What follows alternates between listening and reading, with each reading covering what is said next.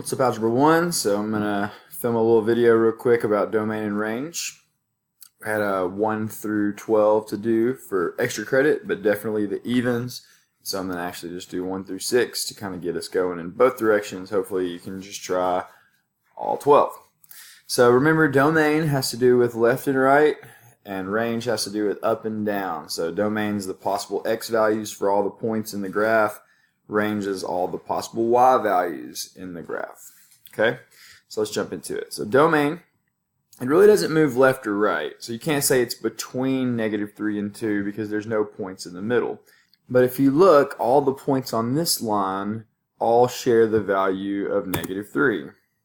And all of the points on this line share an x value of 2.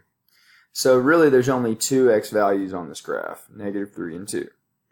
Now when you look at the range is the concept of up and down, and really this goes down forever from 2 and really goes up forever from 2. So there's really every possible y value is available here, and so that's why I wrote this symbol here, which represents all real numbers. Now it's not a function because these x values are repeating. Okay, -3 happens multiple times, 2 happens multiple times, infinite times really. So you definitely don't want to call that a function. Let's look at another one. Domain and range is left and right. I'm going to keep saying that to kind of build it into your head. This goes between -5 and +5. And that's what we got here. Now notice that I used a less than sign and then an or equal sign when it came to the left and the right, because I don't really want this to be or equal. It's open, so I don't have that line here for or equal, but here it does in fact hit 5, and so I want that to have an or equal. Let's flip that and think up and down. It goes from -2 up to 2, and I know it's open here, but it's closed there, and it's also hitting points here, so I want to use an or equal there, and it's got several points up here where it equals 2. So I've said from -2 to +2, it could be or equal for both of them. This is a function because anytime you draw a vertical line over the graph, it's always going to only cross one time. And by definition, that's something that's a function has no repeating x values. So none of the x values are repeating. For this one, this is actually called a cubic function. Cubic means that it is the power of 3, like x to the third. And the way that you know that is that it goes up, that's one direction, it goes down, that's 2 direction, it goes back up, that's 3 overall directions. So we're actually doing this in Algebra 2 right now, studying what's called end behavior. On the left end, it goes down forever, and on the right end, it goes up forever. So we're kind of studying what happens on the extremes. So really this goes left and right forever and up and down forever. That's why we put all real numbers. But this is a function, because, again, when you draw a vertical line over any part of the graph, it's always only going to cross at one place at a time, which means the x's don't repeat. Let's look at 3 more, and then you're on your own. That was my dog. I need to let her out. So hold on, pup. All right, so we've got a domain of all real numbers because it goes left forever and it goes right forever. It's a function because it passes the vertical line test. Only crosses one time, anywhere you look at it. And the y values, though, they're kind of stuck because it's not really going down from 3 or up from 3. Every point on this graph has the exact same y value of 3.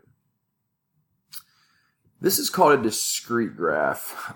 Discrete means that to graph it, you'd have to pick your pencil up. It's got discrete points. It's non-continuous. So what I've done is I've thought about each of these points and their x values independently and their y values independently. So I have an x value of -3. I have an x value of -2. I don't have anything on the axis, that's where x is 0, but I do have a 1. I do have a 2. And then here, 5. So I messed up kind of when I was doing this at school. I got in a hurry. So I need to erase that and say that this is really a 5. Give me 1 second. Okay. And that comes from the last point. That point is 5, 1. So the x value for that is 5. Okay, so now when I'm looking at the y values, this has a y of negative 5. That's what this one is, doing green. That point has a y value of negative 5. This next point, this was negative 2, 0. So that y value is 0. These both share a y value of 1. And the last one is the point 1, 4. So it has a y value of 4. This is a function because anytime you look at these points, none of them are on top of each other. None of the x's repeat. Each one happens only one time. Okay. So definitely a function.